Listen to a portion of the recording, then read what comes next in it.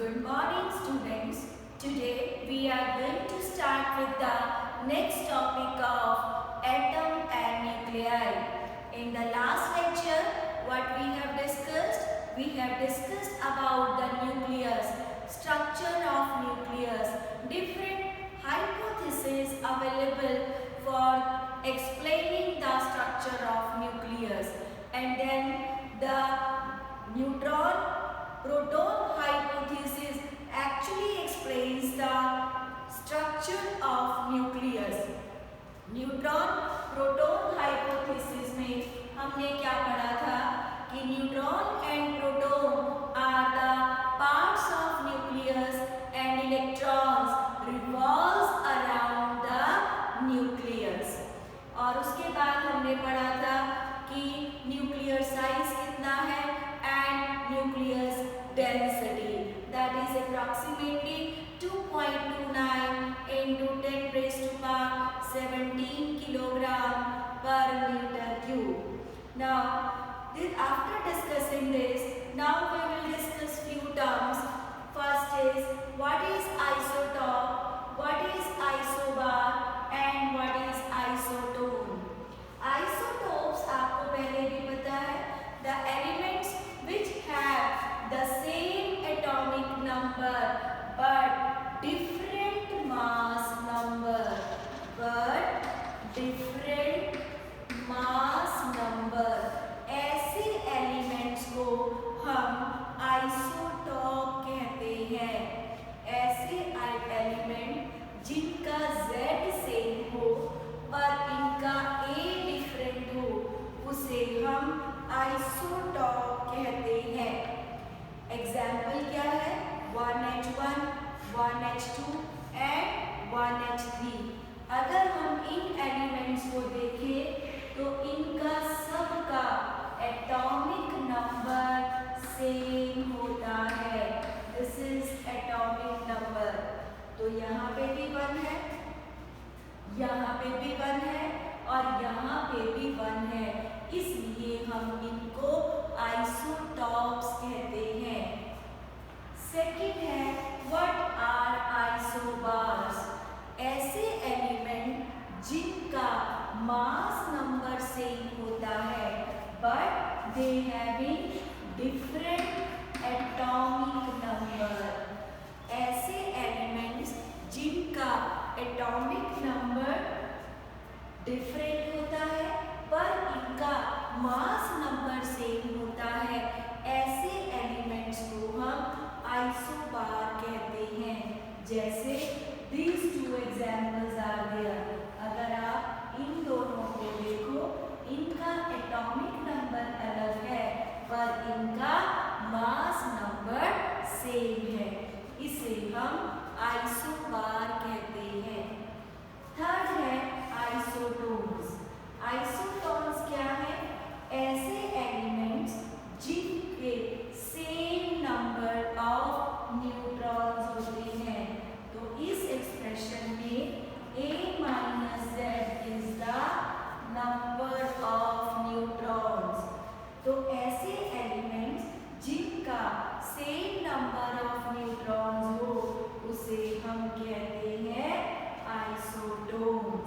जैसे 17Cl 37 and 19K39। अगर आप इसमें नंबर ऑफ न्यूट्रॉन्स निकालोगे तो 37 माइनस 17 20, यहाँ पे 39 माइनस 19 20। तो जब नंबर ऑफ न्यूट्रॉन्स सेम होते हैं उसे हम आइसोटोन कहते हैं। तो this was about isotopes, isobars and isotones. ठीक है भाई। अब आपके पास नेक्स्ट है what is mass energy relation. हमें पता है कि मास एनर्जी रिलेशन होता है mc²। ये हमने आइंस्टाइन का रिलेशन 11th में भी पढ़ा हुआ है। E is the energy, M is the mass. कौन सा मास? वो मास जो डिसअपीयर हो जाता है, वो मास जो डिसअपीयर हो जाता है। सी आपको पता है वेलोसिटी ऑफ लाइट। तो हम इस रिलेशन को ऐसे भी लिख सकते हैं, E is equal to delta M C square, where delta M is known as mass defect. वो मास जो डिसअपीयर हो जाता है, that is converted into energy. ठीक है, तो ये था आपका मास एनर्जी रिलेशन, जिसको हम यूज करेंगे नेक्स्ट कंसेप्ट में, nuclear binding energy. Nuclear binding energy क्या है? इस कंसेप्ट को समझिए कि आपके पास ये एक न्यूक्लियस है, ठीक है, न्यूक्लियस। इसका साइज आपको पता है of the order of fermi, that is 10⁻⁻15 metre. अगर हम इस न्यूक्लियस में ऑब्जर्व करें तो इसमें बहुत सारे न्यूक्लियॉन्स होते हैं। न्यूक्लियॉन्स का मतलब इसमें न्यूट्रॉन्स एंड प्रोटॉन्स होते हैं, ठीक है। न्यूक्लियर बाइंडिंग एनर्जी का कंसेप्ट किस पे बेस्ड है? ये जो न्यूक्लियस है, ये आपस में स्ट्रॉन्ग फोर्सेस के कारण बाउंड होता है। अगर हम इन न्यूक्लियॉन्स को इस न्यूक्लियस से अलग करें और अलग करके इनको इनफाइनाइटली दूर ले जाएं, अलग करके इनको इनफाइनाइटली दूर ले जाएं, तो हमें काम करना पड़ेगा अगेंस्ट द फोर्स जिसने इनको बांध रखा है। वही जो काम है that is known as binding energy. तो बाइंडिंग एनर्जी की डेफिनेशन क्या है? The energy with which the nucleons are bound together. Energy या work is required to separate these nucleons against the strong force of attraction to infinite apart। इतनी दूर ले जाएं कि ये आपस में इंटरैक्ट ना कर सके, तब जो काम करना पड़ेगा that becomes the binding energy। Binding energy को आप मास एनर्जी रिलेशन से कैसे दोनों में एक्सप्लेन करोगे binding energy and mass energy relation together? समझने के लिए आपके पास 4 न्यूक्लियॉन्स हैं, ठीक है, 2 प्रोटॉन्स हैं, सपोज 2 न्यूट्रॉन्स हैं। ये चारों पार्टिकल्स इतनी दूर दूर है कि इनके बीच में कोई भी इंटरेक्शन नहीं है। और आपको इसका मास पता है, इसका मास भी पता है न्यूट्रॉन का, ठीक है। अब क्या होगा कि हमने देखा इसका मास बन गया twice of mp plus twice of mv, total mass of protons individual plus mass of neutron. अब हमने क्या किया, इनका एक न्यूक्लियस बनाना चाहा। जब हम इसका न्यूक्लियस बनाएंगे तो क्या होगा, इन पार्टिकल्स को पास पास लाना पड़ेगा। जब हम इन पार्टिकल्स को पास पास लाएंगे तो क्या होगा, तो जब ये पार्टिकल पास पास आ गए तो हमने इस न्यूक्लियस का मास निकाला। वो मास कितना आया, mn। ये इंडिविजुअल मास, ये टोटल न्यूक्लियस का मास, जब ये सारे पार्टिकल्स पास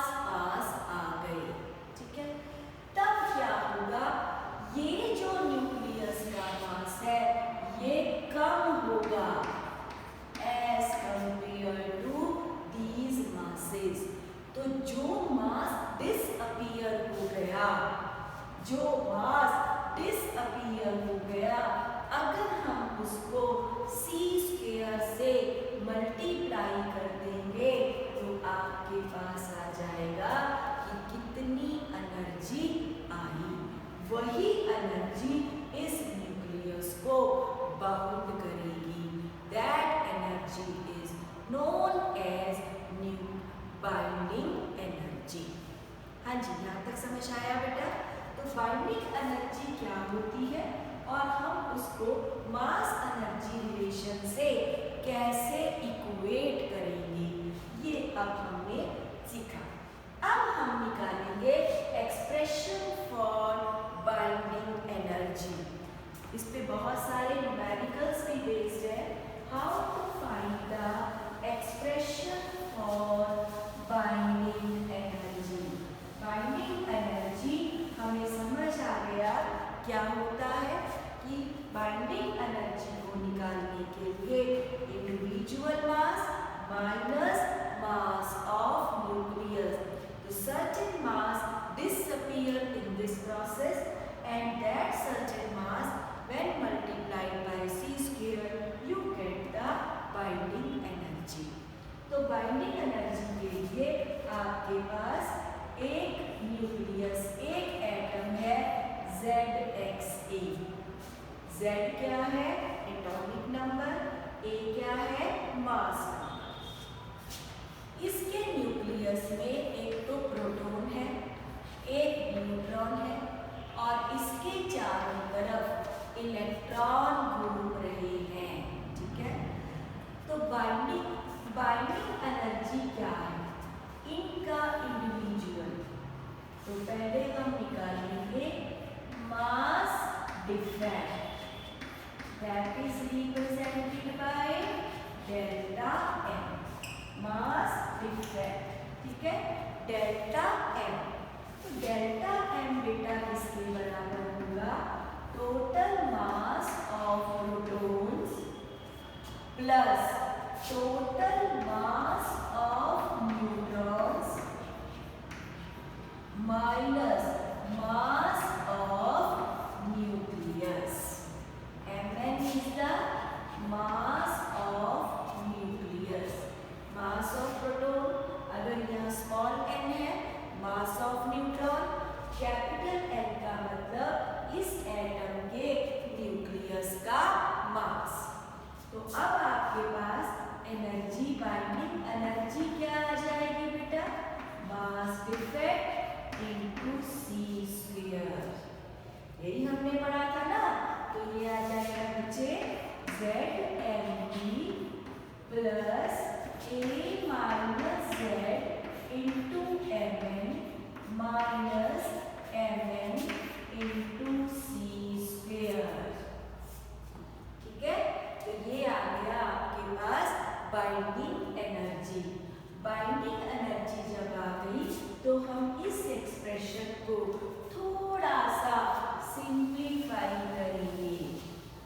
कैसे करेंगे हम करेंगे कि इसमें mass of ZMP plus A minus ZMN minus Mn plus ZME minus ZME into c square. Total mass of electrons add कर दिया प्लस मास ऑफ इलेक्ट्रॉन्स आपने सबट्रैक्ट कर दिया। ठीक है, तो इसके बाद आपके पास एक्सप्रेशन क्या बना? आप कहोगे rewrite the expression binding energy is equal to ZMP plus ME, mass of proton plus mass of electron. फिर आप कहोगे A minus Z into Mn small.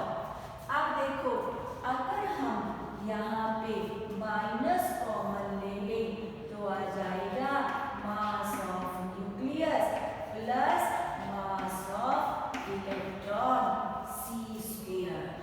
तो बाइंडिंग एनर्जी आ जाएगी बेटा आपके पास mass of proton plus mass of electron, that is mass of hydrogen plus A minus ZMN minus, अगर हम न्यूक्लियस में total mass of electrons add कर दें तो हमारे पास क्या आ जाएगा?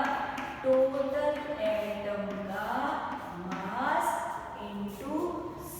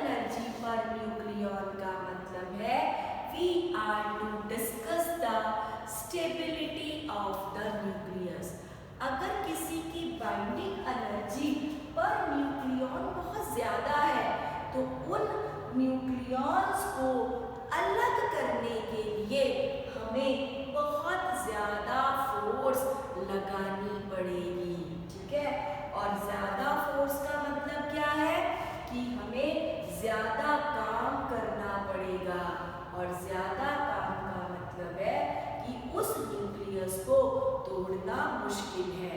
इसका मतलब न्यूक्लियस ज्यादा स्टेबल है। तो binding energy per nucleon relate with the stability of the nucleus. तो स्टेबिलिटी ऑफ द न्यूक्लियस के लिए हमने एक ग्राफ ड्रॉ किया।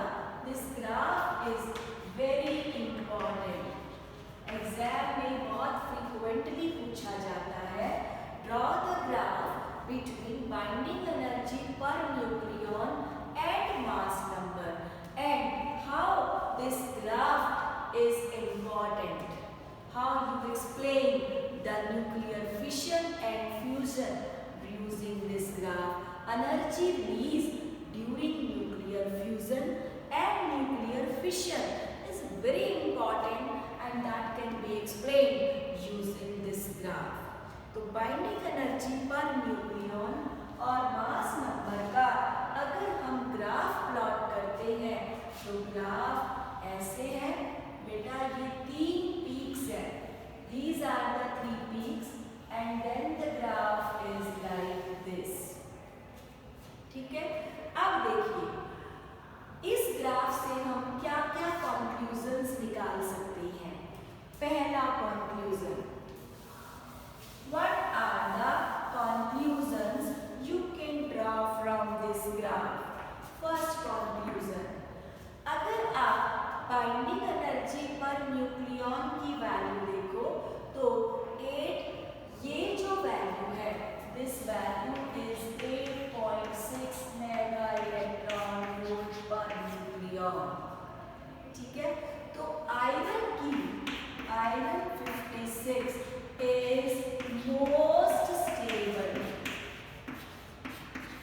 ठीक है, क्योंकि इसकी बाइंडिंग एनर्जी पर न्यूक्लियन सबसे ज्यादा है। दूसरा देखो, लाइटर न्यूक्लियाइज आर लेस स्टेबल, जैसे lithium and oxygen 18, these are less stable, but in these less stable there are 3 peaks, helium, carbon, oxygen 16, these are comparatively more stable as compared to these। ठीक है, तो lighter nuclei कौन से हैं, जैसे आपका कहोगे 2He4 और एक आपका है 12C, एक है आपका 16O। These are more stable as compared to their neighboring molecule, their neighboring elements। Third, heavier nuclei like uranium is less stable, क्योंकि इसकी बाइंडिंग एनर्जी पर न्यूक्लियन कम है। ठीक है, तो इससे आप न्यूक्लियर फ्यूजन या न्यूक्लियर फिशन कैसे एक्सप्लेन कर सकते हो। न्यूक्लियर फ्यूजन और न्यूक्लियर फिशन का पहले मतलब समझिए। न्यूक्लियर फ्यूजन क्या होता है, जब 2 लाइटर न्यूक्लियस मिलके एक बड़ा न्यूक्लियस बनाते हैं तो हम कहते हैं फ्यूजन हो गया, और इसमें एनर्जी रिलीज हो गई। वो एनर्जी कहाँ से आती है, जब 2 लाइटर न्यूक्लियाई मिलके हैवी बड़ा न्यूक्लियस बनाते हैं तो बाइंडिंग एनर्जी पर न्यूक्लियन बढ़ जाती है। लाइटर न्यूक्लियाई मिले और ये मिड न्यूक्लियाइज बन गए, तो इस केस में जो बढ़ी हुई एनर्जी है वही रिलीज होती है। ठीक है, इसी तरह अगर एक यूरेनियम बड़ा न्यूक्लियाई टूट के 2 छोटे छोटे न्यूक्लियस बनाता है तब भी एनर्जी रिलीज होती है। वो एनर्जी कहाँ से आती है, जब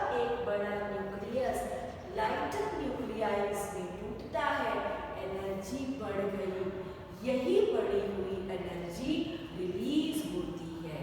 तो चाहे छोटे न्यूक्लियस जुड़ के बड़ा न्यूक्लियस बना दे तब भी एनर्जी रिलीज होती है, चाहे बड़ा न्यूक्लियस टूट के छोटे छोटे न्यूक्लियस बना दे तब भी एनर्जी रिलीज होती है। तो यही क्वेश्चन एग्जाम में आता है, draw the binding energy curve and what is the importance of binding energy curve, how this curve leads to the nucleus stability. जिसकी बाइंडिंग एनर्जी ज्यादा है means more work is required to separate the nucleons to infinite distance apart।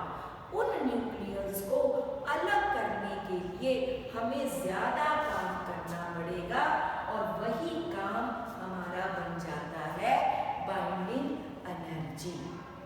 समझ आई? तो more is the binding energy, more is the stability of the nucleus.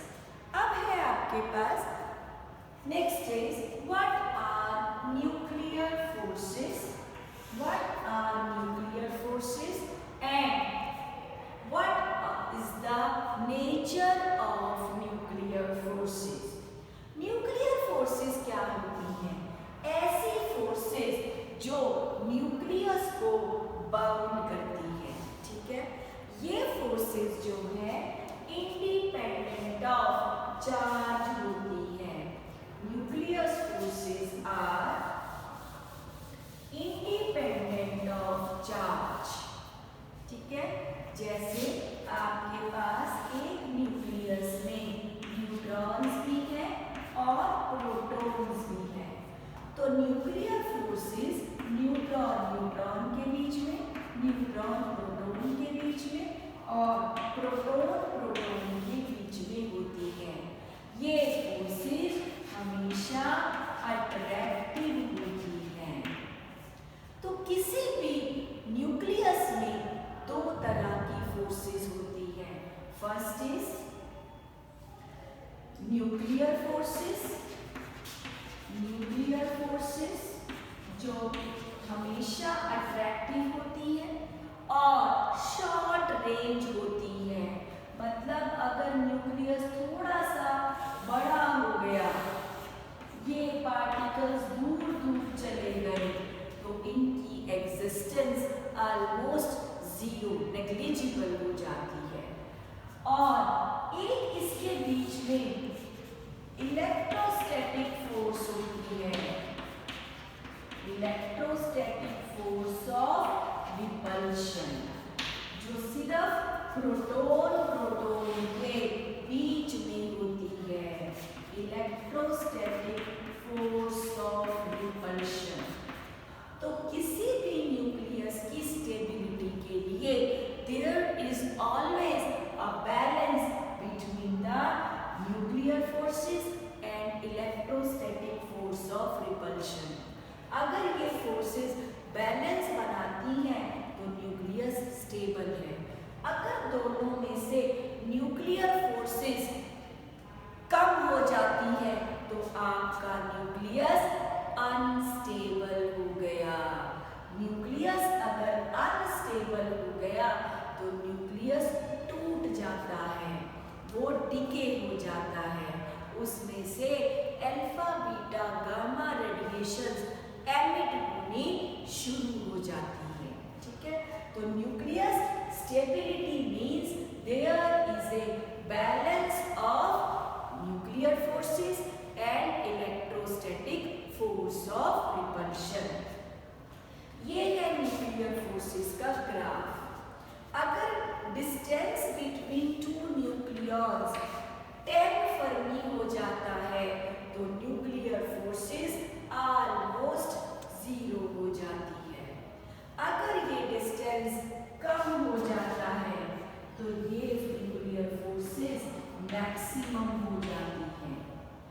अगर ये gap 0.8 Fermi हो जाता है तो न्यूक्लियर फोर्सेस ना अट्रैक्टिव रहती और ना रिपल्सिव रहती। ठीक है, तो फर्मी 0.8 फर्मी से 10 फर्मी के बीच में न्यूक्लियर फोर्सेस वेरी करती हैं। अगर ये डिस्टेंस बढ़ गया तो न्यूक्लियर फोर्सेस खत्म हो जाती है, ऑलमोस्ट नेग्लिजिबल हो जाती है। ठीक है, तो न्यूक्लियर फोर्सेस का ओरिजिन जो है उसकी स्पिन होता है। न्यूक्लियर फोर्सेस चार्ज इंडिपेंडेंट होती हैं, पर ये डिपेंडेंट ऑन स्पिन होती है और ये नॉन सेंट्रल फोर्सेस होती हैं।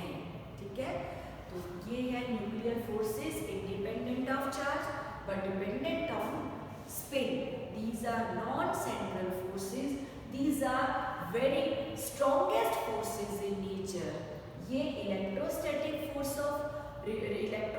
फोर्स और ग्रेविटेशनल फोर्स दोनों से ही ज़्यादा स्ट्रॉन्ग होती है और ये शॉर्ट रेंज फोर्सेस होती हैं। ठीक है, so this was all about the nuclear forces. हम नेक्स्ट लेक्चर में पढ़ेंगे nature of nuclear forces, nuclear stability, radio activity, alpha beta gamma, ये आपके सिलेबस से कट गया है।